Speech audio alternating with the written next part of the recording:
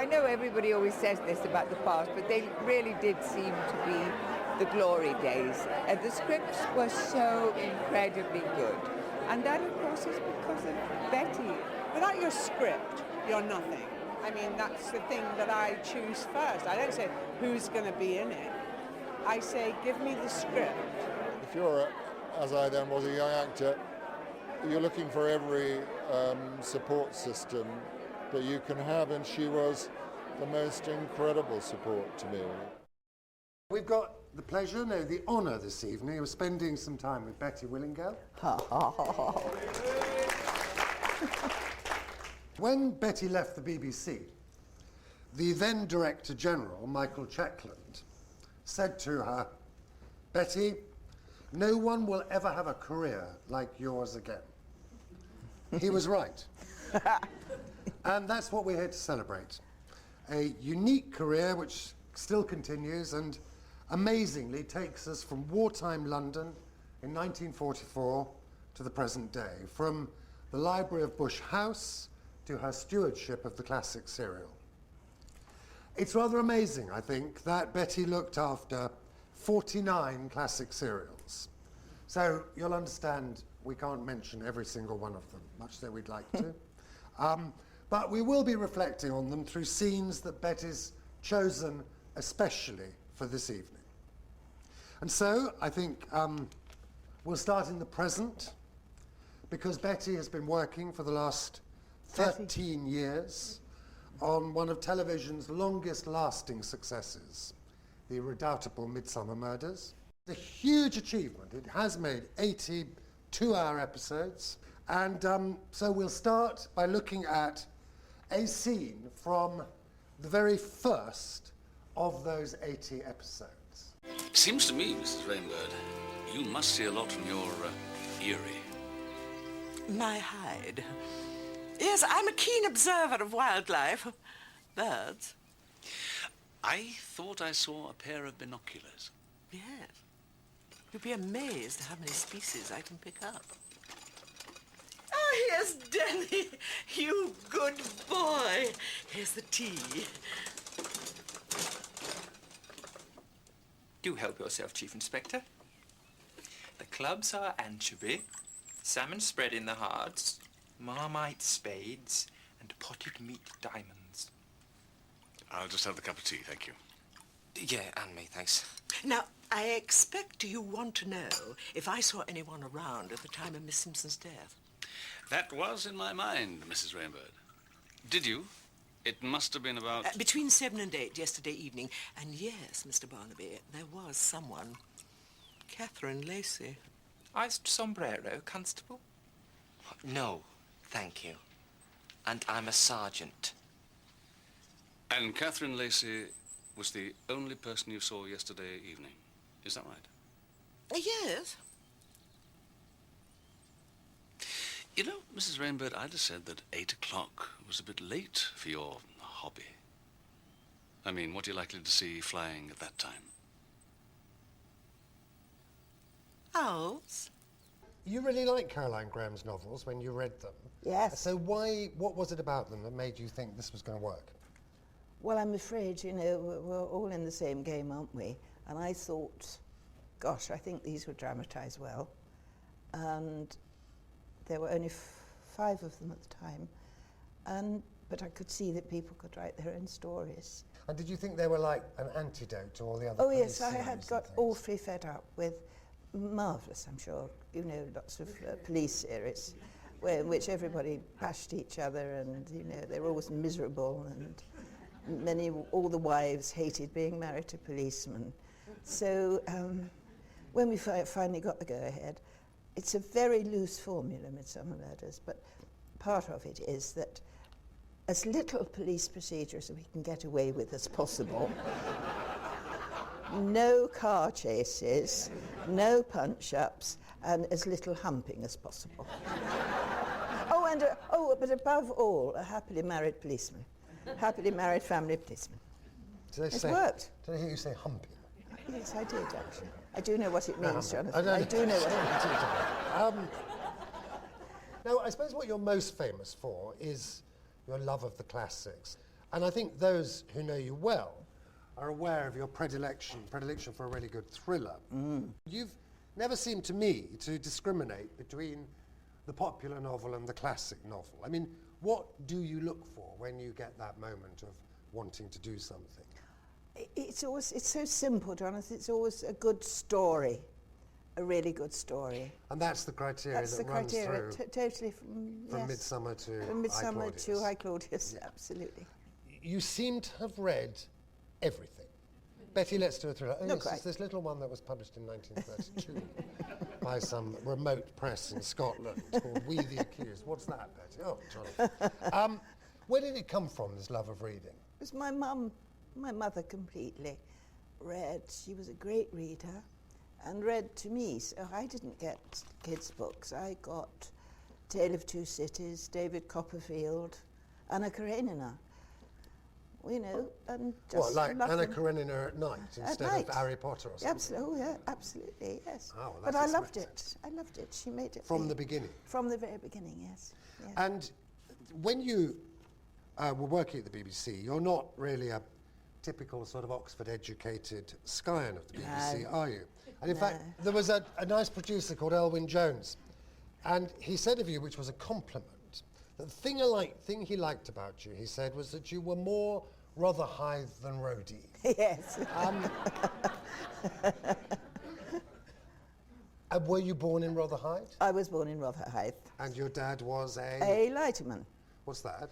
A man who rows barges up and down the Thames. And Rotherhithe, right in the centre of the Pool of London, when I was a child, was busier than Piccadilly Circus could ever be, with boats and ships and so on.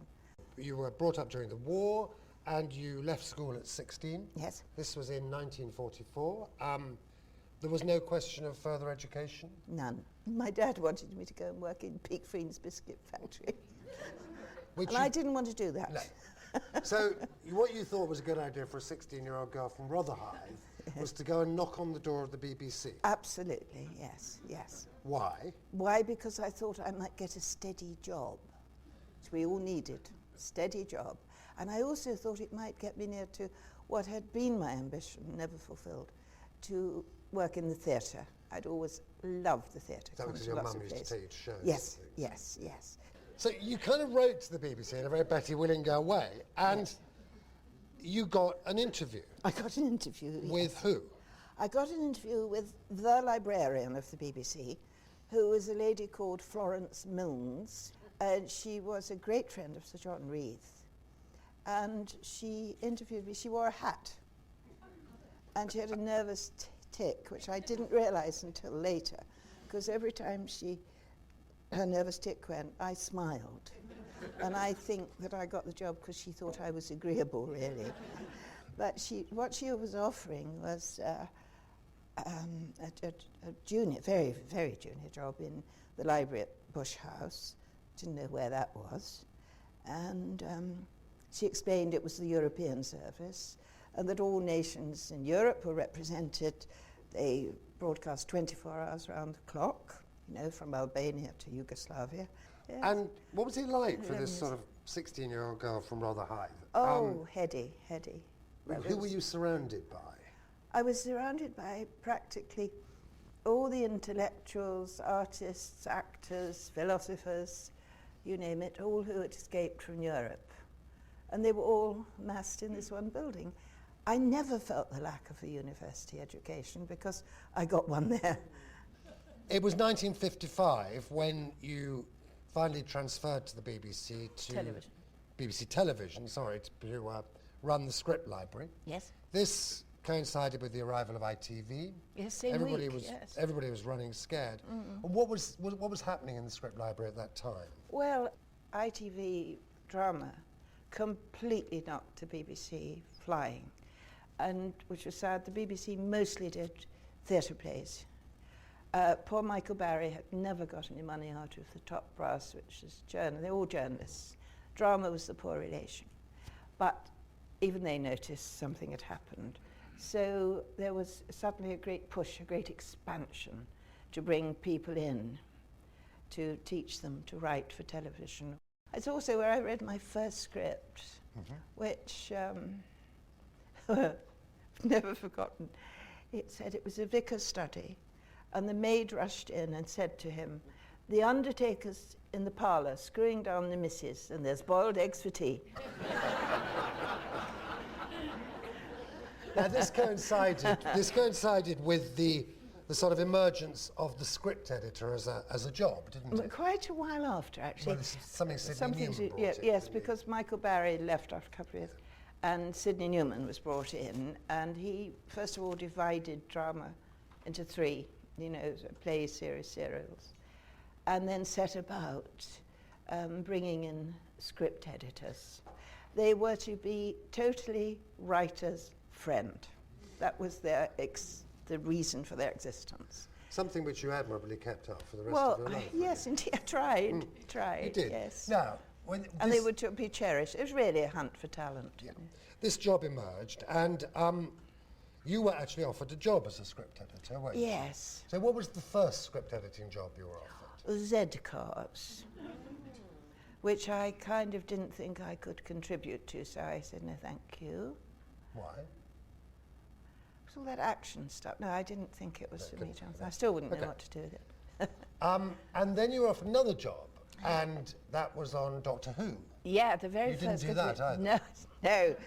I was saved. The day was saved, because I felt a bit awkward about saying no for the second time, but they appointed Verity Lambert, first producer, and the BBC said, well, it's not a good idea to have two women working together. So it's fine. Not a great policy statement for the BBC, but it got you off the hook. Right? Got me off the hook, yeah, actually. Fantastic. Yes. Okay. And I didn't mind, actually. And then you actually were offered what you really wanted, which was the children's classic. Classic. Mustn't say children's. That was sorry, bone of family contention. classic. Family, yes. Family viewing. Yeah. But that didn't happen. No, because I set off to work feeling so pleased and found I was then a year on Compact, which was a soap opera. Actually, Compact was your first Compact was my job. first script editing And job. you were expecting the family classic. Yes. Ah, there you are, Mrs. Gray. I left a message for you to phone me as soon as you got back to the office. Yes, that was my fault, Mr. Saunders. I didn't want to disturb Mrs. Gray. She's just finishing off her column. I'll be typing it out in a moment. I'd like to know when I'm going to have my copy. Please don't disturb her. She's concentrating. Couldn't you just wait until she's finished? I suppose so. But don't forget I've got a deadline on this page, will you? Concentrating. She'll be asking for a soundproof office next. Then finally, you did get your job script editing on the family classic. And sometimes people think that that's just been part of the BBC furniture. But Sidney Newman, the legendary head of drama, actually came quite close to closing it down. He nearly did. We kind of got there because he really hated it. And he finally, but he was always so popular. And wonderful stories like Alan Bedell and the Count of Monte Cristo and Peter Vaughan in Treasure Island, great stuff. And so he told us with great glee that we were no longer going to do it. It was going to be one more only, and that was the end of the classic. And I had a very astute boss at the time, head of serials, Donald Wilson, who said, I know what we'll do. We'll revive David Copperfield. We hadn't done it for 10 years. And he got 15 million viewers. So the classic serial was saved. That was Sidney Newman out there. Yeah. Now, that is David Copperfield. That is, of course, Betty. Ian McKellen. In his young first television part, probably. Who was terribly worried all through it because he thought he was too old. He was 26. Now we're moving on to BBC Two has opened up in the mid-60s, and this has led to an enormous expansion. So you started work on the sort of more grown-up classics. Yes. I think with your producer Martin Lismore. Martin Lismore, sorry. Yes. You began with North and South. Yes. But really you were hankering after doing a Dickens properly. Well, I was really, but we also, Martin, who had produced with great success the Palaces, Martin was in disgrace because he'd overspent a bit. So they weren't giving him any slots. And then one day he rushed into me and he said, 7 slots going, if we can think of something, you know, we can get it through. And I said, I know, let's do Our Mutual Friend. Consider this, here am I, a man without a wooden leg, and all print is shut to me. Indeed. Education neglected. Neglected. That ain't the word for it. Mind you, I wouldn't say that if you showed me a B, I couldn't so far give you change for it as to answer boffin. I mean, B for boffin, I know.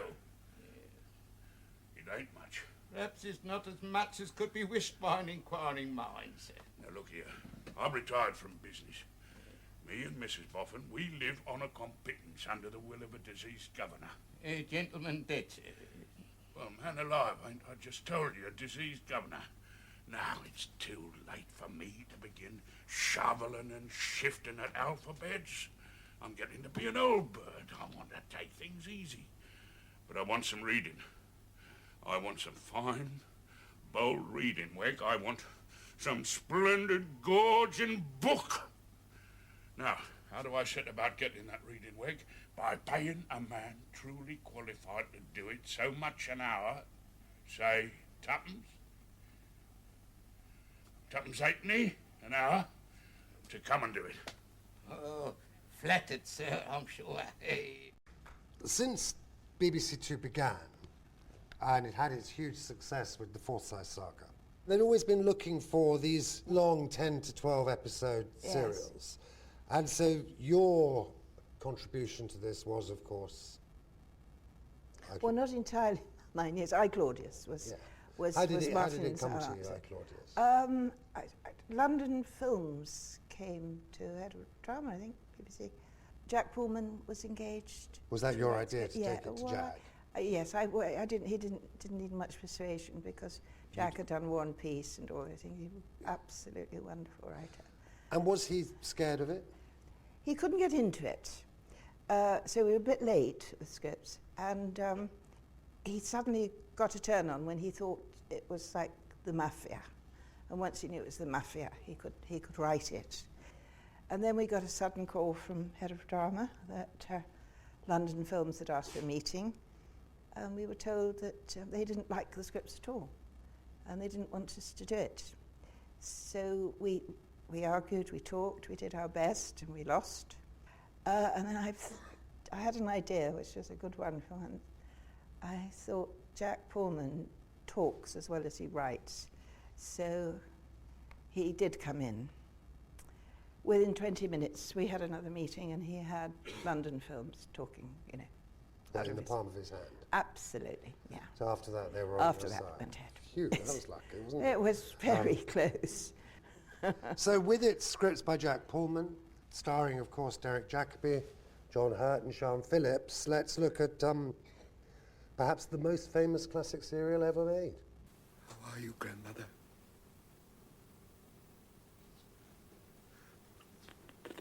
Don't cry. He was here. Caligula was here. He said he would make me a goddess. I'll see that he does, grandmother. He said he'd leave me to stew in hell. I want to be a goddess, Claudius. I deserve it. You should be the queen of heaven. I promise you. Really?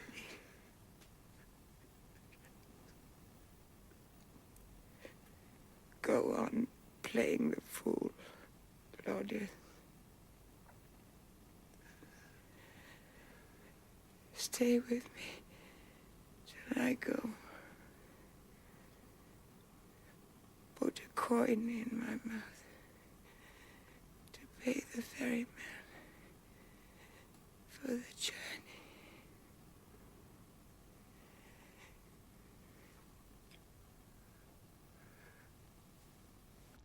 Now, after that, you began to plan a dramatisation with Martin Lismore of Thomas Hardy's The Mayor of Casterbridge. Yes, Mayor of Casterbridge. Why did you choose Dennis Potter, or ask? It's such a dark, strong piece, and I just thought it had Dennis Potter's name written on it, if we should be so lucky. He came in, and he just said one sentence. He said, well, the man's a manic depressive, isn't he? But he gave us a bit of a worry, because we were always used to doing things a script at a time, as you remember, you know. But he insisted on writing the whole thing, which was 7 episodes. So we were 6 or 7 months without script and getting very, very restive and worried and thinking blank screens, you know. But bless his heart, to the day he rang up, it was done. And he came in, or the scripts appeared, and they were, he said, they were handwritten, and he apologised, he was a day late. It had been a very hot summer, and he had to hold the pen in his poor hands, right, longhand. And those scripts were as clear as any typewritten script. Now, tragically, Betty's producer, Martin Lismore, was killed in a car crash in the pre-preparation of The Mayor of Casterbridge. So this 28-year-old arrived in the office from this boy. Commercial television. What did you think about that, Betty? Well, I hope he's read a few books. Casterbridge had been planned to be made on location on OB because I think one of the reasons was that Martin was brought up in that part of the world and wanted to get the world onto the screen. And it foreshadows sort of the next stage of the classic serial that you worked in, where things came out of the studios, the BBC Two agenda widened them, and we ended up, which we'll talk about in a minute, with some of the most enormous productions made both by the BBC and ITV on film. Now, you went along with this because you produced some, but were you ambivalent about this? Yes, I went along with it because I would have to, wouldn't I, really? But, and clearly, I mean, I don't think one thing's better than the other, but I do regret the passing of studio drama enormously, because a lot of the things we're seeing here today, the good ones, done in the studios. And I think studio was helpful for young writers to learn their craft. I also think it's a different art. I think there is the theatre proper, there is television drama, which I think splits could be, and film or whatever suits the subject. It calls for a different kind of writing, different kind of concentration, really. And also, as far as the studio drama having gone, I personally miss seeing all the classic big plays that used to be done. I haven't seen a Shakespeare, Shaw, or Ibsen, or Chekhov for a long time. And they were admirably suited. So we started working together. We tried to widen the choice of books that were done under the classic serial. So as far as our time together goes, we're going to look at just 4 of the things we did. Yes. 2 classics, Thérèse Raquin and Barchester Chronicles, and 2 of the kind of more contemporary, less obvious choices, Testament of Youth and Tinker Tailor Soldier Spy. So let's begin with Thérèse Raquin, which is a favourite of mine, rather annoyingly, has never been repeated. Why did we want to do that? Because it was a nice, sexy thriller. Yeah, we did think in those terms. It was a good sort of melodrama. Very good melodrama. Yeah. Okay, well, let's have a look at The Lovers, played by Kate Nelligan and Brian Cox. What on earth did you marry Camille for? I was brought up with him. Why? What happened to your parents? My mother was a foreigner, Algerian, Moroccan. She died when I was little. Ran off with someone more like. More like? My father was drowned at sea. Oh, yes, I remember that.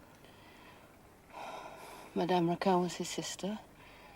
She brought me up since I was 6. In the same room with Camille. was always ill. And I always had to take a spoonful of his medicine or he wouldn't. I slept in the same bed with him, and the smell of his body made me feel sick. I don't know why I didn't die. And then when I grew up, it just seemed natural to go on living in the same bedroom. Madame Raquin was always kind. But Camille turned out to be the same feeble, sickly creature I'd been sleeping with since I was 6. You should have married me. I'm not feeble. Barchester was less planned, as far as I remember. Yes. What was it we were Well, up to? we had been working on Simone de Beauvoir's The Mandarins, and the controller of BBC2, Brian Wenham, said, no, thank you, it's too middle class. So we were rather stunned. We'd got nothing on nobody writing anything. And I heard myself saying, well, let's do Barchester Chronicles, let's do Barchester Towers. And then you and I hung on to each other afterwards because neither of us had read it. And so you rang Alan Plater to find out what was it about? I rang Alan Plater, and he hadn't read it either. He hadn't read it either? No. It was unusual. Alan was an unusual choice because with all his wonderful plays and great work, and it was pretty well all contemporary. So I remember when I rang him and said, how would you like to dramatise the Barchester Chronicles? Slight intake of breath. And he said, oh, I'd have to reread them. And I said, and who do you think you're kidding? So anyway, he did it so well, didn't he? And he turned in such such terrific scripts. And his humour matched Trollope. In fact, Alan's jokes are better sometimes. Mr. Slope, do you realise for how many years I have officiated as a clergyman here in Barchester, and during all of that time, any clergyman, not just me, but any clergyman, was able to consult with his bishop on matters of conscience at any time.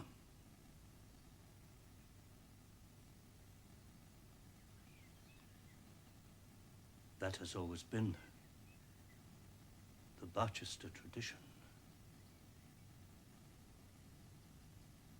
Is it also the Barchester tradition that many years of cathedral service automatically allow a man to regard as a sinecure a situation that might in honesty require somebody younger and more active? A new man. Such a thought is possible? Very well. You may tell the bishop that I would deeply appreciate an early meeting with him, but if the terms of the appointment are precisely as you have stated them, then I have no alternative but to decline the offer. You read Testament of Youth when you were 16, I think. Well, earlier. Well, I read it a long time ago, anyway. And had you always loved it? I loved the content, story. It's not amazingly racily written. It's rather earnest. But it did seem that, you know, it could be dramatised well, I thought, I hoped.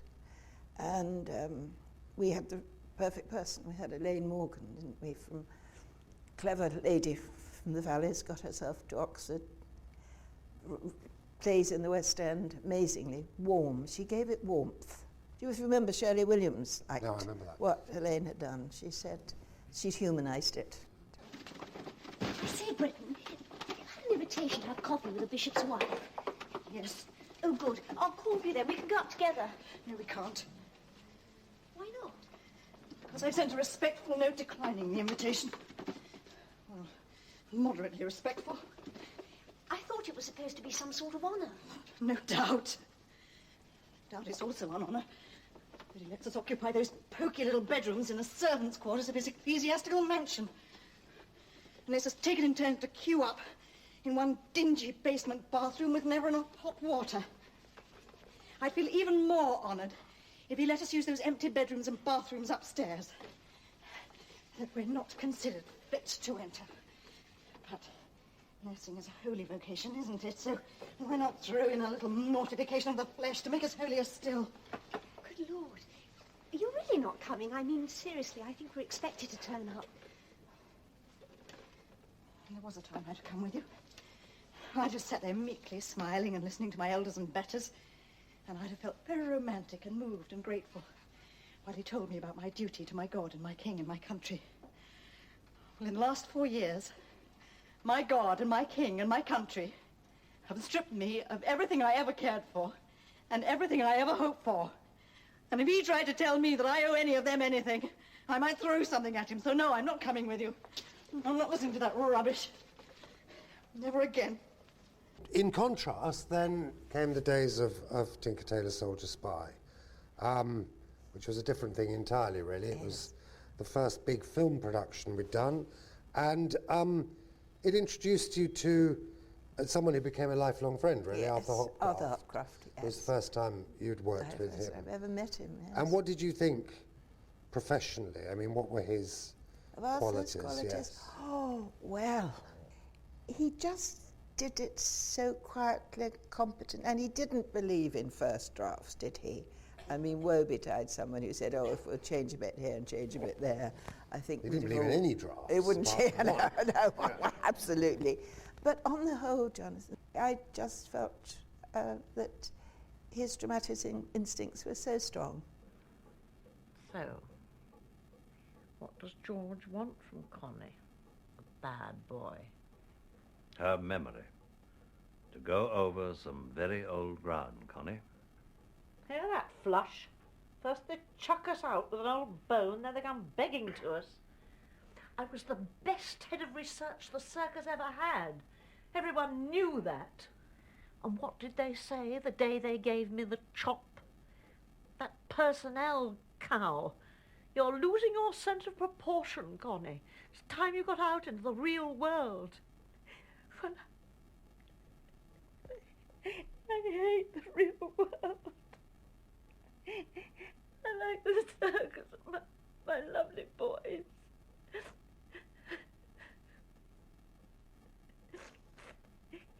Polyakov.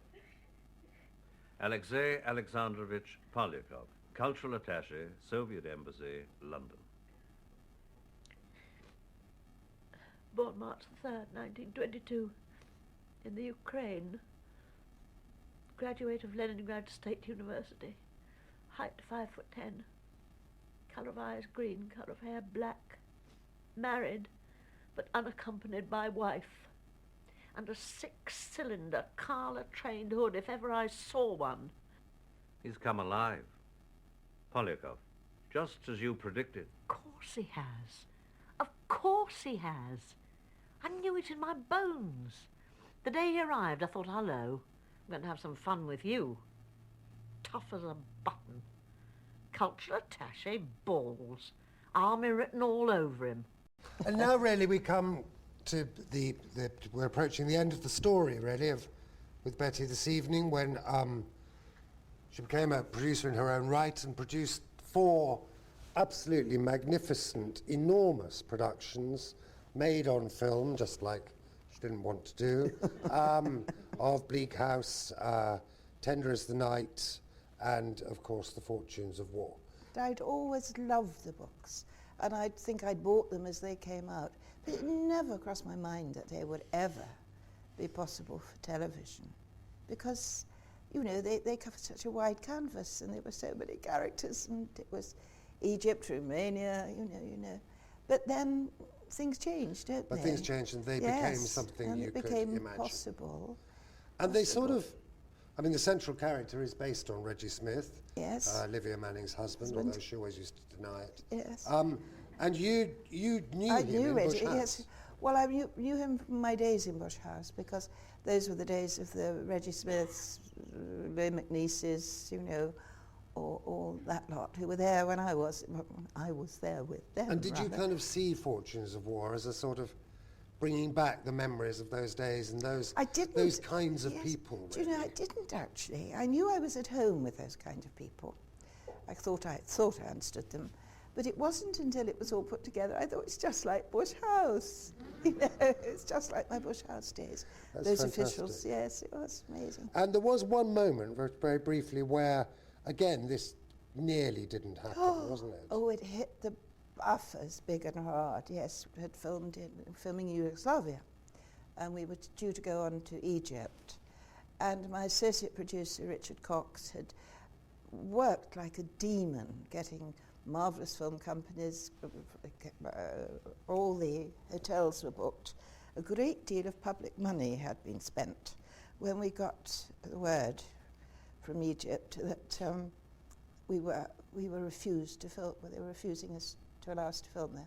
And what did you do? The sense of, well, I had a nervous breakdown, I think. After that? Half an hour. And a couple of fags. And then, for one, I had an idea. I rang our ambassador in Cairo. Of course. Of course. And he was wonderful. He was remarkable. I flew off with the scripts, and then he carted me around governor's office, offices of the government. And how he won the day, or he helped win the day, was to explain how wonderful the BBC was, what a peerless institution, how it was held and in you high managed to renown. overcome Mind these. you, this is what he said. He was doing it all in Arabic. I just sat there like a lemon. I didn't know Anyway, what he was saying. You got over this We got over censorship that, problem, and yeah. it stayed with you. Well, no, we throughout then the had production, to, but then we had to go and spend hours and hours and hours, Richard and I, and the Egyptian team, with the censor, who wanted to ban everything from the word go.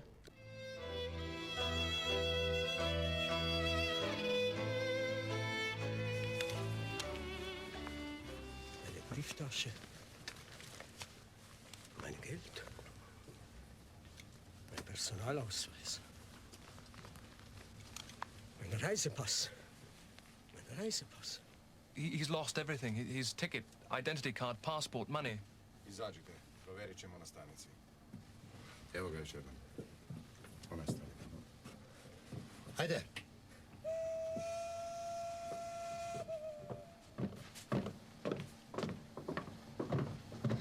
One moment.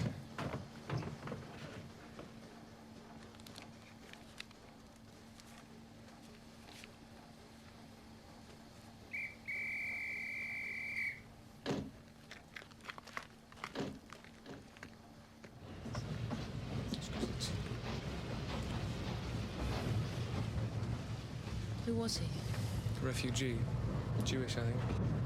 What to become of him? Or what to become of anybody.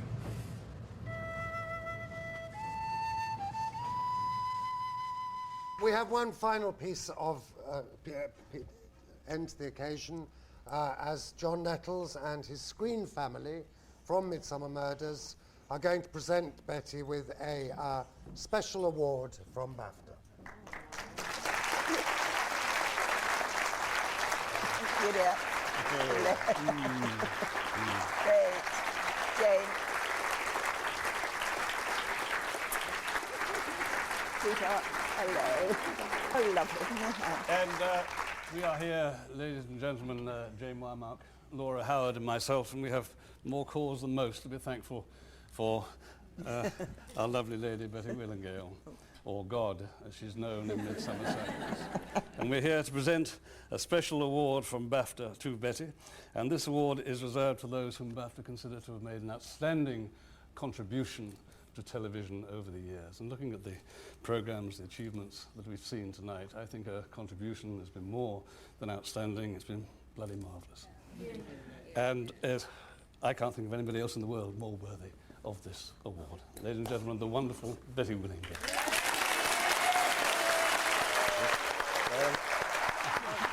Are you going to hold me? Thank you. Thank